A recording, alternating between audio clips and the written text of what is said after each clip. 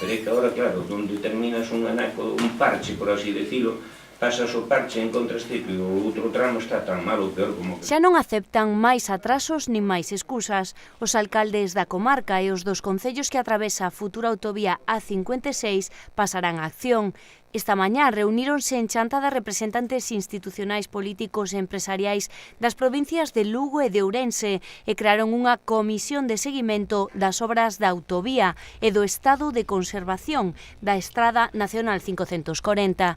Queren que medie o presidente da Xunta e, por outro lado, atopar un interlocutor válido en Madrid co fin de que o Ministerio de Fomento orzamente e execute dun xeito real unha infraestructura que está prácticamente paralizada dende hai 10 anos.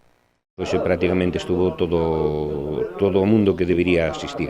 Faltaron concretamente os representantes de Leite Celta que estuvo na anterior, pero que non podía vir hoxe, e outras 2 ou 3 personas, pero a verdade é que se dá gusto ver o apoio de todos as asociacións empresariais, tanto de Lugo como de Ourense, todos os alcaldes aquí implicados un pouco no que os 2 motivos fundamentais, que é o arranxo da 540, porque o que se está facendo indudablemente non nos gusta, non lle gusta a nadie, non?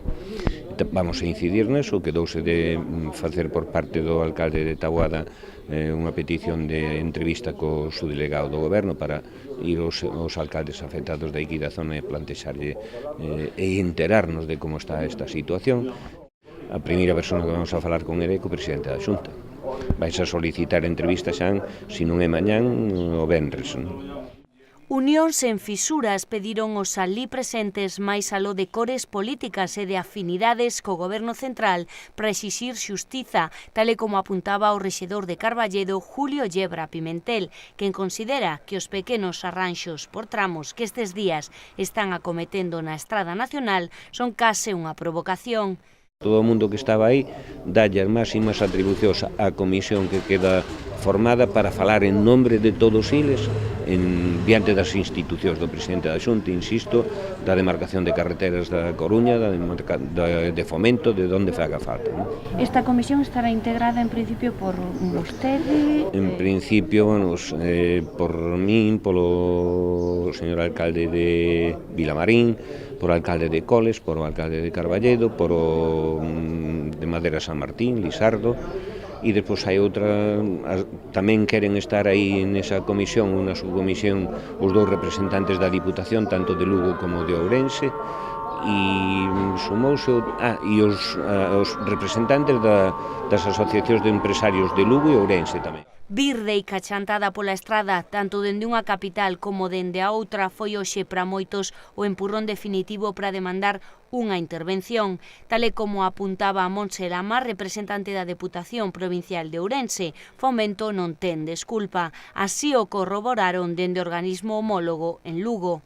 Somos a Galicia do rural, somos esa Galicia esquecida na que nunca se invirte e hai que invertir para que Galicia poda seguir sendo Galicia. Vostedes viñeron hoxe por esa estrada, pola Nacional 540 desde Lugo. Sí. Que opina? Bueno, está nun estado lamentable por utilizar un calificativo suave.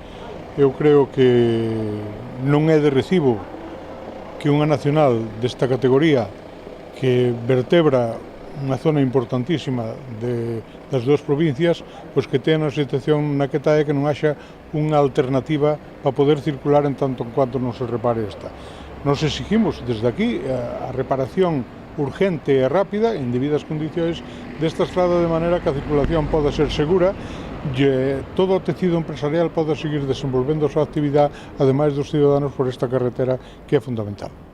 Non faltou ningún dos alcaldes afectados, Portomarín, Guntín, Taboada, Chantada e Carballedo, e da parte ourensá, por exemplo, Amador Vázquez, mandatario de Vilamarín, e un dos que teñen liderado dende hai anos o movemento político en prol da autovía Lugo-Ourense. A Peroxa, Cambeo e Amoeiro, cuxo alcalde cualificou a historia desta infraestructura como a historia dun fracaso que leva o interior a desaparecer do mapa.